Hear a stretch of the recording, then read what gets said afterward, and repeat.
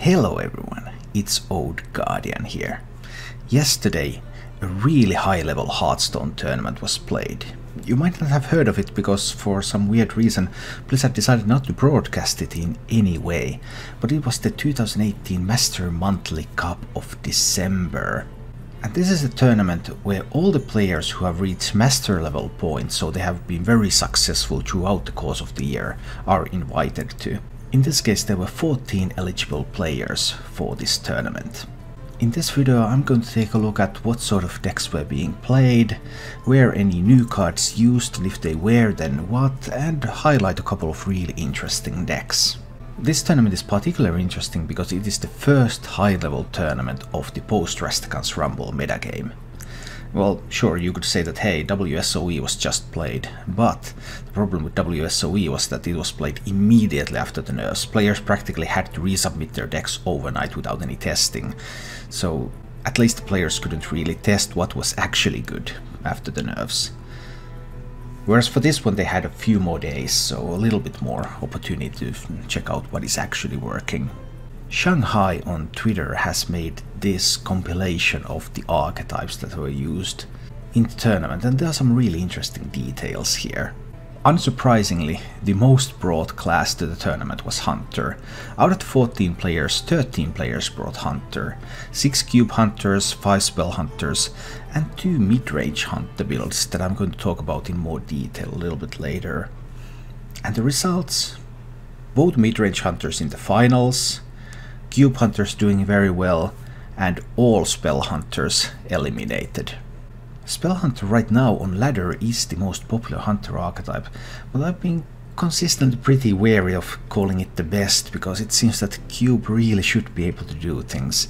And this new mid-range Hunter build, the original variant of which was invented by Death Star, also seems pretty interesting.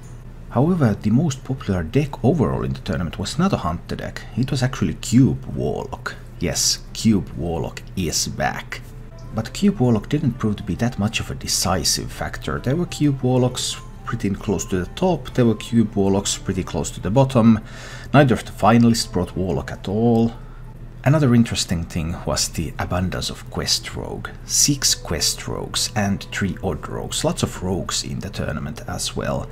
Both finalists brought Odd Rogue, but Quest Rogues also did fairly well. Rogue lineups overall did quite well.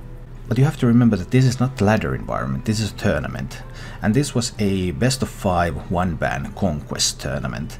So Quest Rogue has opportunities to target lots of decks in this kind of environment. Priest was also a fairly common class. There were Mind Blast Priest, Control Priest, there were OTK Priest with Xerx's Cloning Gallery, and there were some APM Topsy-Turvy OTK Priest as well. So quite a lot of Priest archetypes, and results-wise they were all over the place, so kind of hard to say whether Priest was really a decisive factor either. Some people also brought Druid or Mage or Warrior, but none of them made very far in the tournament. What about new cards? I already took a look earlier at the GD Philadelphia, and new cards were in around 1 in 3 of the decks. Now we're in the post-nerfs meta, and new cards were played in just about half of the decks, so a little bit more overall, although even smaller variety.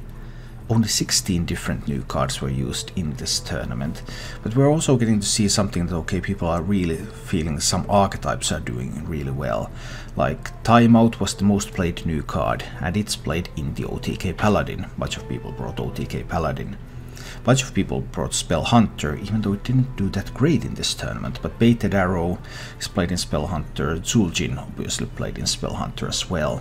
Whereas Mass Hysteria is a little bit different, because there were 3 different varieties of Priest, and all of those varieties included Mass Hysteria, at least in some of their decks. That made Mass Hysteria the card that was played in most decks out of the new cards, with 7. And it was also played across 3 different archetypes, all of them of course Priest decks. There were 4 even Paladins in the tournament, and only one of them was running Spirit of the Tiger. But surprisingly, many of them also were not even running Valanir, so you might be running Spirit of the Tiger, you might be running Valanir, you might be running both, or you might be running neither. All of these roads can lead to success with even Paladin. so clearly we don't yet know what is the optimal way. The popularity of Mojo Master Zihi went down quite a bit since the last tournament. Well, Mojo Master Zihi lost the Shadowbox matchup, it lost the Druid matchups, it lost a lot of things that it was really good against. But still there were a couple of Mojo Masters also in this one. It remains to be seen whether Mojo Master will rise back or if it will fall off. Let's also take a look at some of the more interesting decks that were played in this tournament. First up, the mid-range Hunter or Master's Call Hunter. This is an archetype that was pioneered by Deathstar, and 2 players brought it to the tournament, Hunterace and BoarControl. BoarControl brought Deathstar's original list and Hunterace brought a small variant of it. So the only change that Hunterace has made to Deathstar's list is that Bladed Beetle has been replaced by Scavenging Hyena. So this is somewhat more aggressive list. Who cares about getting some armor and getting a 2-3? You can get a hyena that grows. Overall an interesting take, because there was a lot of speculation on whether Master's Call can be made good use of. Discover a minion in your deck, if all 3 are beasts, draw them all. But typically you would have wanted to use something like Hound Masters and stuff. But if you're using Hound Masters, you're reducing the consistency of your Master's Call. So this deck actually opts to play only beasts as minions. And it also plays 1 copy of Dire Frenzy. Give a beast +3/+3, shuffle 3 copies into your deck with +3/+3. So you can also make a bigger beast with the Dire Frenzy, and then you can Master's Call and get one of those big ones back into your hand. So it's interesting how many ways Hunter currently has to succeed. You can go with secrets, you can go with spells, maybe you run Zul'jin, maybe you run the Death Rattles, but this one is just a little bit more pure. Minions, aggression, board, face. And its curve even tops out already at 6. But one thing is same for all Hunter decks, they all run Deathstack Rexa, because, well, Deathstack Rexa is just great. Another interesting deck is the Even Paladin. This is Hunterace's take on the Even Paladin, and look, there's no Valanir, and there's no Spirit of the Tiger. Although there is one Saronite Chain Gang even without Valanir. If Master's Call Hunter was to Hunter taking away all of that fancy secret stuff and Death Rattle stuff and just going pure, then this build kind of does the same to Even Paladin. There's Amani Berserker, double Argent Protectors, then there's the Saronite Chain Gang to fix up this 4 slot into a bit more reliability. This version just wants to get very reliable 2-drop, very reliable 4-drop. The curve tops out with a single Lich King at 8, there's no Tyrion. There are no tricks with Tigers or tricks with Valanir, things that may end up losing you tempo at some point. This deck really doesn't give up tempo at any point of the game, and just goes for a pure on-curve play. An interesting contrast to Hunterace's Even Paladin build is brought by BoarControl's Even Paladin build. So these two were up against each other in the finals. BoarControl has 1 Spirit of the Tiger and has Valanir, but no Chain Gangs, no Amani Berserker. So this deck is slightly less consistent at 2 and 4, but it has more tricks up its sleeve, because with Spirit and spells you can get a surprising amount of minions on the board. With Valanir you can get those big minions. Hunterace opted to go for pure on-curve power. This still retains most of that, but also packs up a couple of tricks up its sleeve. So interesting, bit different takes on the archetype. One thing I get asked about a lot is whether Mind Blast Priest is good in the current meta, and yes it is. And there are a bunch of ways that you can build Mind Blast Priest right now. It's mostly the exact same that it was before. But there are some changes that have been made because Odd Paladin is no longer such a threat. For example, this BoarControl's build is an interesting take. It runs 1 Dragonmaw Scorcher, many people also cutting both Scorchers, but BoarControl has actually cut both Wild Pyromancers instead. So you don't need that token kill so much, although maybe with the rise of Even Shaman you might need to consider whether those Pyromancers are actually useful in ladder play.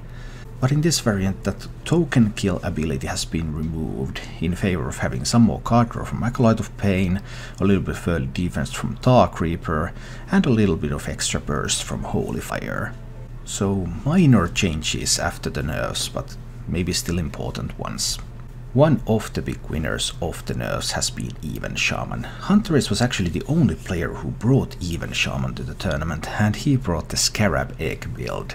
Scarab Egg has a good time in Even Shaman with Flame Dunk Totem, Earthen Might, Direwolf Alpha, lots of ways to buff that up and get those tokens going, which can then of course be buffed up as well, or they can be used to get a Sea Giant on the board. Scarab Egg was one of the cards that was predicted that it should be good, but it has been a bit hard to figure out how exactly it's going to be good. This one seems a pretty nice take on what Scarab Egg deck could be like. So this was a first look into the tournament meta after the nerfs, and it's looking very different than it was before the nerfs. And it will be interesting to see what future tournaments will look like. Some of these newly tech decks might also give you some ideas for ladder play, although you have to keep in mind that tournament decks are not always directly applicable to ladder. That said, the variant BoarControl brought off the Death Star's midrange hunter was actually used by Death Star to hit rank 1 legend, so it seems pretty applicable to ladder play as well. Thank you for watching. If you enjoyed the show, please click the like button and subscribe to my channel for more.